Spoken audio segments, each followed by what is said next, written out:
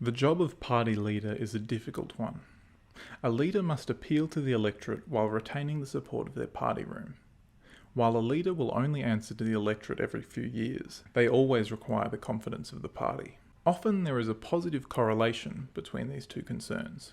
The relatively stable popularity of John Howard's prime ministership, at least during election years, meant rumblings of discontent within the party remained only rumblings over his 11-year tenure. Conversely, prime ministers after Howard were more often discarded by their own parties than by the electorate. While these ordeals bloodied the reputations of those governments, a change of leader in an opposition party attracts less media interest. So an opposition party wanting to put the best foot forward may more readily seek to replace that foot with another than if they were in government. The decision becomes harder, however, when the public support for an opposition leader grows as their party support decreases. It was in the last days of 2024 the Victorian Liberal Party wrestled with this conundrum as it applied to their leader, John Pesutto.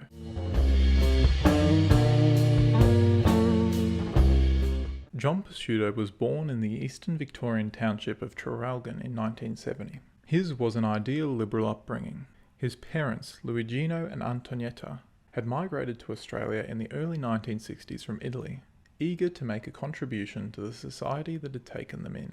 His father worked as an electrician, and his mother was a machinist at a shoe factory. Pesutto grew up in Traralgon, as well as in Hastings on the Mornington Peninsula. In his maiden speech to the Victorian Legislative Assembly, Pesutto said that he had fond memories of his youth, reflecting that we always looked out for one another, whether it was as BMX bandits, jamming to Creedence Clearwater Revival's Bad Moon Rising in a neighbour's garage, or fighting in front of the mirror for that last precious bit of hair gel. Pesutto decided in year 9 or 10 that he wanted to study law in order to pursue a career in politics. Though he may not have realised it at the time, Pesutto's career was beginning to run parallel to that of the founder of the Liberal Party, Sir Robert Menzies.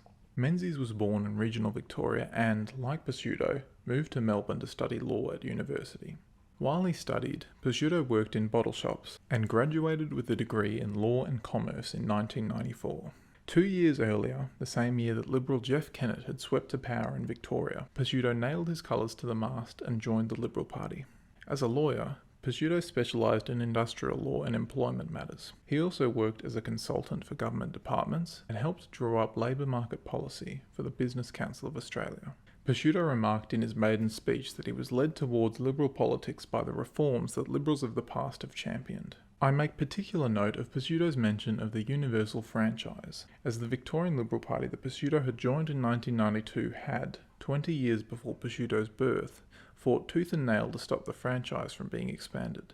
Until 1950, voting for Victoria's Legislative Council was restricted to those who owned at least £1,000 worth of property, which guaranteed an eternal Conservative majority in that House. In the debates on a bill to remove this barrier, Pesutto's predecessor as the member for Hawthorn, Leslie Tyack, deflected from the obviously iniquitous and illiberal situation that existed, and instead insinuated that the government parties were corrupt, that the government intended to follow the Queensland Labor Party in abolishing the Legislative Council, and that the government would, having abolished the Legislative Council, gerrymander the Legislative Assembly to their own advantage. Of course, the Legislative Council was never abolished, and the Labor Party would lose 7 of the 8 elections between these reforms and Pesutto's birth. Regardless of their substance, these liberal values were what put Pesutto on a political path, and his dogged determination to achieve his goals is a characteristic that remained constant throughout his career. Pesutto's first foray into politics was at the age of 23, when he sought pre-selection for the marginal Labor seat of Macmillan in 1994. He would be unsuccessful, coming second to Russell Broadbent, whose office Pesutto would later work in. 2 years later, Pesutto would go on to win pre-selection for the unwinnable seat of Hotham, receiving a two-party preferred swing against him of 3% at the 1998 election. Though this defeat would put him off of politics for a time, it did not crush him. He spent most of the 2000s at work in the law before running for pre-selection in the safe Liberal seat of Kooyong for the 2010 election. He received the backing of Victorian Liberal leader Ted Baillieu and the retiring member for Kooyong, Petro Georgiou. His main competitor, backed by former Prime Minister John Howard and former Ministers Alexander Downer and Andrew Peacock, was banker and Howard staffer Josh Frydenberg. In an intensive pre-selection process that the Sydney Morning Herald described as speed dating style, 530 Kooyong branch members spent 7 hours questioning candidates, listening to pitches and voting in a series of ballots. The original 6 candidates were reduced after several rounds of voting to Pesutto and Frydenberg. In the final contest, Frydenberg triumphed over Pesutto by around 40 votes. Frydenberg would go on to become Treasurer of Australia under Morrison, before becoming the first person in 100 years to lose Kooyong at the 2022 election. For the 2013 election, Pesutto set his sights on the marginal Labor seat of Deakin, east of Kooyong's leafy streets and into the suburbs. Once again, amongst a field of candidates, Pesutto was defeated by Michael Sukkar for pre-selection. Sukkar won Deakin from Labor and remains a conservative power broker within the Liberal Party today. During this time, Pesutto had been working for the Liberal state government under Health Minister David Davis, then Premiers Ted Baillieu and Dennis Napthine. Baillieu's premiership ended after a series of public embarrassments, including former Liberal Premier Jeff Kennett distancing himself from Baillieu, which culminated in the resignation of backbencher Jeff Shaw, pushing the Liberal government from a one-seat majority into minority. Accounts vary on the details of backroom discussions that occurred on March 6, 2013 between Baillieu's declared determination to fight on in the morning. The government will continue to govern, and we will continue to govern decisively in coalition, and we are looking forward to doing just that. To his resignation in the evening. This evening I have tendered my resignation as leader of the Parliamentary Liberal Party in Victoria, and I will shortly visit the Governor to tender my resignation as Premier of Victoria. But the notion of wanting to avoid a Rudd Gillard-style spill was oft-cited. Baillieu would retire at the next election, and rumours circled that, when Pesutto sought pre-selection for Baillieu's seat of Hawthorn, Baillieu did not return Pesutto's calls and provided tacit endorsement of Community Services Minister Mary Wooldridge for pre-selection. Wooldridge did not seek to run, however, so Pesutto finally reached his goal. Though it had taken 16 years, and it was not in the federal parliament as he had initially strived for, Pesutto had been pre-selected to a safe Liberal seat. At the 2014 election, surviving an 8% two-party preferred swing against him, Pesutto was elected as the member for Hawthorn as the one-term Napthine government was defeated.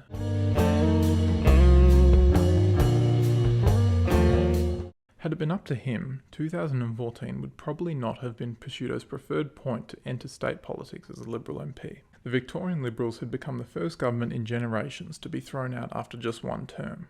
The post-mortem found that the transition to the Napthine administration had failed to address the problems that led to the downfall of the Baillieu administration. In particular, the party review found that extended conflicts with unions, including with paramedics and teachers, damaged the government, while failure to address the culture of secrecy within the Premier's office bred contempt within Cabinet and the caucus. Moreover, the party's failure to pre-select female candidates was criticised as not being representative of the wider electorate, and the austere federal Liberal government under Tony Abbott had suffered a sharp decline in popularity in the year since its election.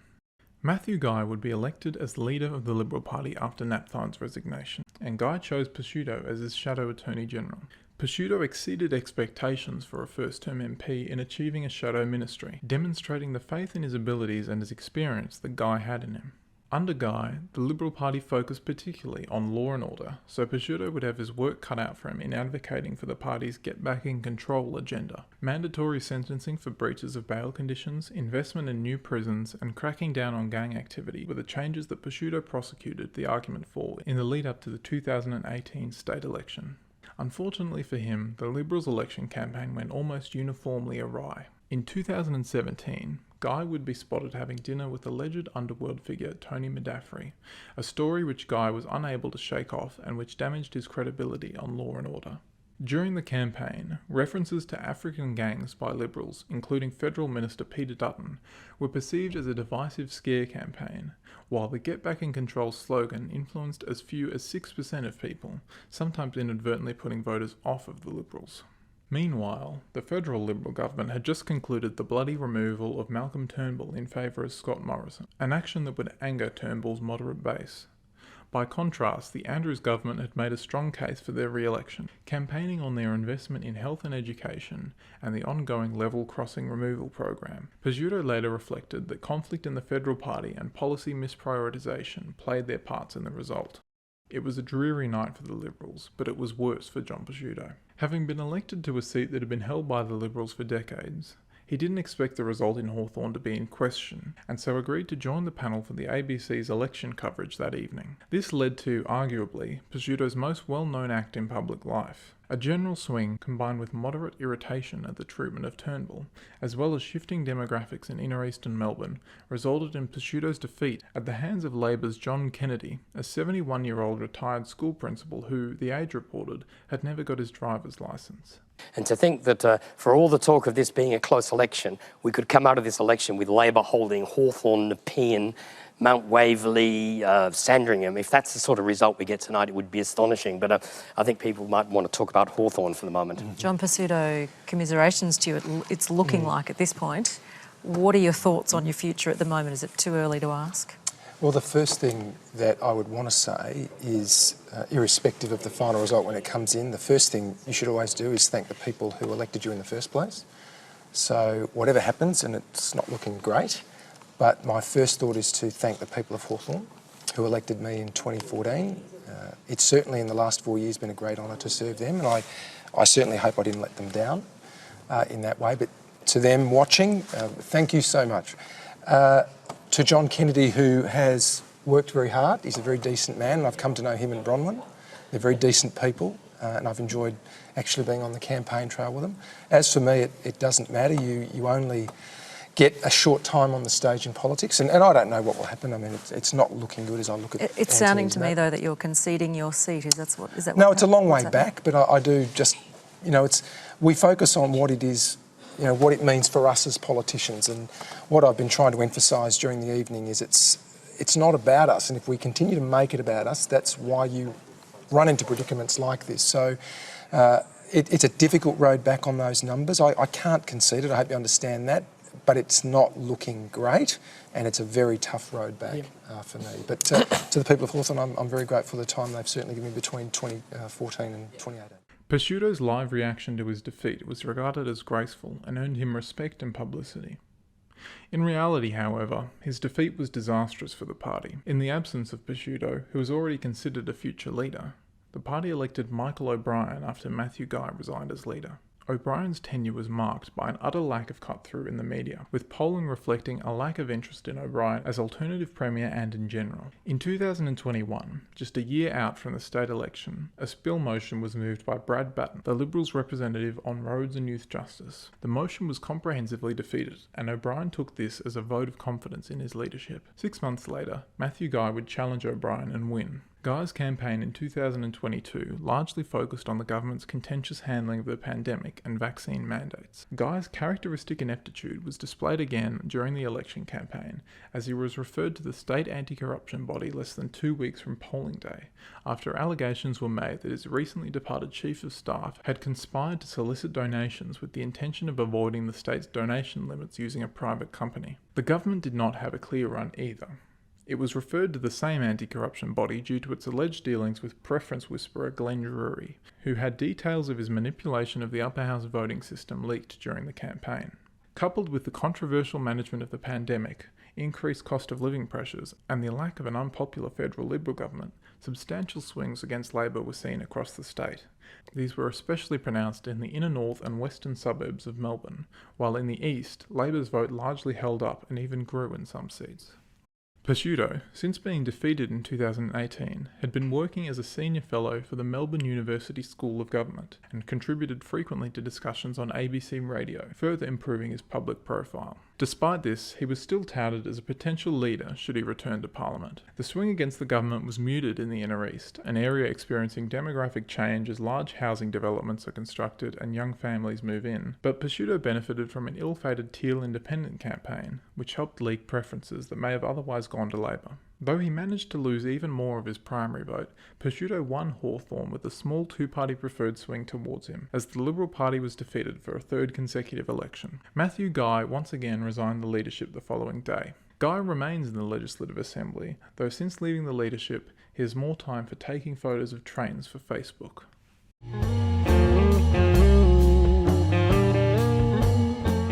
At this stage, you would be hard-pressed to find a more archetypal hero's journey than that of John Pesutto. After suffering the ordeal of 4 years spent outside the Parliament, his return to Parliament marked the beginning of Pesutto's apotheosis. It is only natural that the man who had been heralded as the moderate hope of the party against the forces of unelectable conservatism be made leader with the ringing endorsement of his party room. What eventuated was, instead, an ominous portent of the future. Pesutto did win the leadership ballot against Brad Batten, but by a single vote. This bare majority would underscore the Damoclean tenuousness of his grip on power during his leadership. As the parliamentary term got underway, however, positive signs began to appear for Pesutto. The first was the long-rumoured departure of Labor Premier Daniel Andrews. Among the positive and negative epithets that Andrews had earned during his period in office, the nickname Teflon Dan best describes Andrews' ability to weather criticism and scandal. As Premier, he was investigated 5 times by the anti-corruption body in Victoria, with the state's media frequently on the attack, yet he managed to win 3 elections with 3 consecutive increases in seat count. The departure of one of Australia's best communicators, who ruled his party with an iron fist, created a power vacuum that left the ageing government vulnerable. The situation was further complicated by the state of Victoria's finances, with the state becoming the most indebted in the Federation, and expensive decisions like the cancellation of the Commonwealth Games and the construction of the suburban rail loop were exacerbating this problem. Factor in the Albanese federal government, which enjoyed an extended honeymoon before falling into a profound unpopularity, and the seeds are sown for a run unlike anything the Liberals have had in a decade. Resolve Strategic Director Jim Reid said at the time that Pesutto is preferred Premier, less disliked than Premier Jacinta Allen, and holds a primary vote lead over Labor. The Victorian Liberal Party was more serious a contender than it had been in years. When Pesutto returned to the Parliament and took the leadership in 2022, reports began bubbling to the surface of candidates with controversial views. Renee Heath, a Liberal Upper House member, was to be excluded from the party room under a Guy government. The Liberals' subsequent defeat meant the threat of expulsion didn't eventuate. Another Upper House member that was raising similar red flags was Western Metropolitan Representative Moira Deeming. A former Melton City councillor, Deeming had been rejected as a candidate for the federal seat of Galton for her views on vaccine mandates. As a parliamentarian, she had a focus on the issue of transgender people and the rights of women. In a September 2024 article for the Saturday paper, Mike Seckham gave an account from an anonymous Liberal MP. The election of Deeming was attributed to the deregistration of the Family First Party, which led to its Christian Conservative base being encouraged to join the Liberal Party in order to influence policy in pre-selection. It was these Christian Conservatives, the MP contends, that put Moira Deeming in Parliament and lost the Liberals the 2018 election, though whether this was the case to this extent is dubious. For a time, Deeming spoke about her views on controversial issues to a small audience of followers. It was not until March 18, 2023, that Deeming's views would be placed in the spotlight, starting a chain of events that would come at a great political cost to the Liberal Party. That day, at the steps of Parliament in Melbourne, Deeming addressed a Let Women Speak rally, organised by anti-trans activist Kelly J. Keane Minshall, alias Posey Parker. During this rally, members of the National Socialist Network marched near the rally, unfurled a banner which read "Destroy Pedo Freaks" and performed the Nazi salute. Deeming was instructed to publicly denounce the actions of the Nazis by Pesutto Lieutenant David Southwick. In a tweet, Deeming referred to the Nazis performing the salute as horrible, but she was still called into a meeting the next day with the party leadership. At this meeting, Deeming was asked to explain her actions in associating with people like Posey Parker, who Pesutto's office had found had links to far-right figures. Standing for women's protest in Newcastle on January 16, she sparked a controversy after one of the speakers, Lisa Morgan, quoted Adolf Hitler to attack trans rights. This is the quote: "Do you know the big lie? The big lie was first described by Adolf Hitler in Mein Kampf. The big lie is that trans women are women," Morgan told the people at the Parker organised demonstration. Deeming said she was willing to condemn the Nazis unequivocally, but that "You've told me I don't have to give up my arguments about the laws about balancing sex-based rights." Pesutto did not find this satisfactory and informed Deeming that The damage is deep and so what I'm going to do is ask the party room to support a to remove you from the parliamentary party. On the 27th of March, Pesutto called a party room meeting to discuss the matter with the intent to move a motion of expulsion, but after debate and a suspension of the meeting, a compromise was reached, resulting in Deeming instead being suspended for a period of 9 months and issuing a statement condemning Nazism. I can understand why viewers might see it that way, Carl, to be completely candid, but what I would say is I needed to reach and pass a turning point for the party. What I'm trying to do here. That evening, Pesutto received a text message from the federal leader of the opposition, Peter Dutton, which read, "John, for the sake of the Aston by-election, could we please put this issue to bed today? No more media, please." The Liberals would go on to lose the Aston by-election for a variety of reasons, an event widely reported as the first seat to be won by a government from the opposition at a by-election in more than a century. The Deeming matter continued unabated. The 9-month suspension stood until the 4th of May, when Deeming issued an ultimatum: release a statement absolving her of wrongdoing or face legal and party political action. The deadline for the ultimatum came and went, so Deeming wrote to her former colleagues and advised she would be challenging her suspension from the party in the courts. A new party room meeting was called to permanently expel Deeming. The day before the party room meeting, Deeming issued a defamation concerns notice to Pesutto. On the 12th of May, Deeming was expelled from the party by a vote of 19 to 11. Today needs to be a line in the sand. We need to start talking about things that are important. We've all had enough of talking about ourselves. Pesutto and Deeming had both sought counsel throughout these events. Pesutto's advisor was Liberal luminary Jeff Kennett, who had called MPs who gave evidence in support of Deeming disloyal and perhaps even treacherous, while Deeming was coached on media matters by Peter Credlin, Sky News host and former Chief of Staff to Tony Abbott, who invited Deeming onto her program to ask questions that they had workshopped together. The decision being made to commence proceedings against Pesutto helped carry the expulsion motion, as Liberal MPs backed in their leader against the belligerent Deeming. While the caucus was largely on side, the membership was not. At the Liberal State Conference a week after the expulsion, the rank-and-file members made their views known.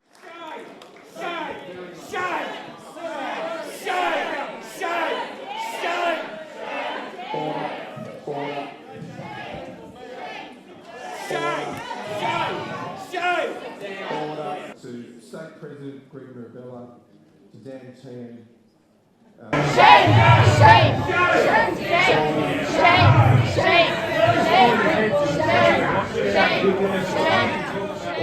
Pesutto was on home turf in the courtroom.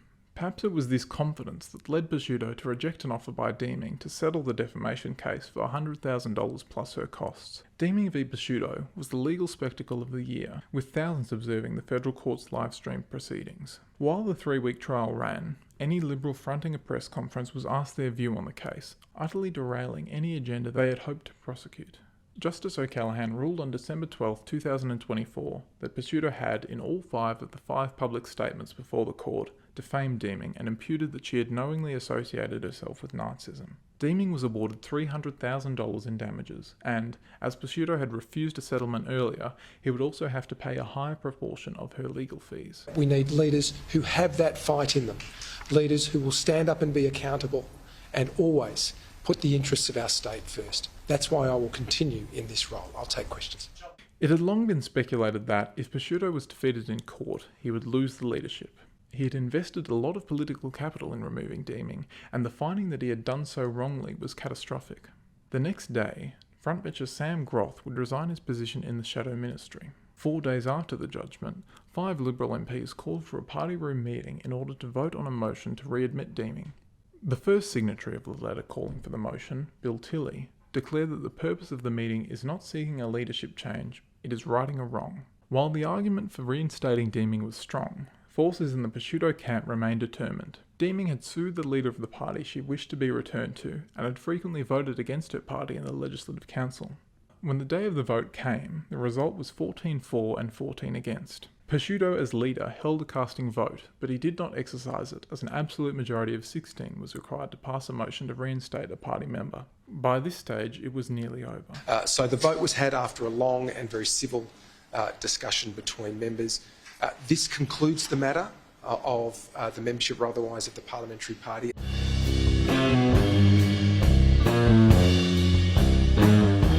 Pesutto's leadership ended on Sunday, December 22nd, and the battle to choose his replacement began.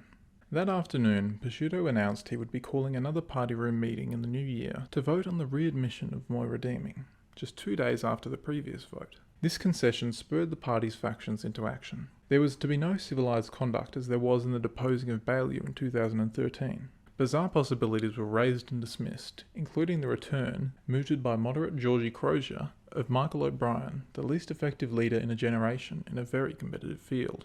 Conservative forces rang around for Batten, who had long sought the leadership, while moderates abandoned Pesutto and sounded out support for first-term MP Jess Wilson. Both sides wanted their candidate to take the leadership, but talks began between the camps to discuss a unity arrangement, with one side taking the leadership and the other the deputy leadership. These talks reached a crescendo in Wilson-aligned MP Brad Rosewell's office, as both sides argued their case for the leadership.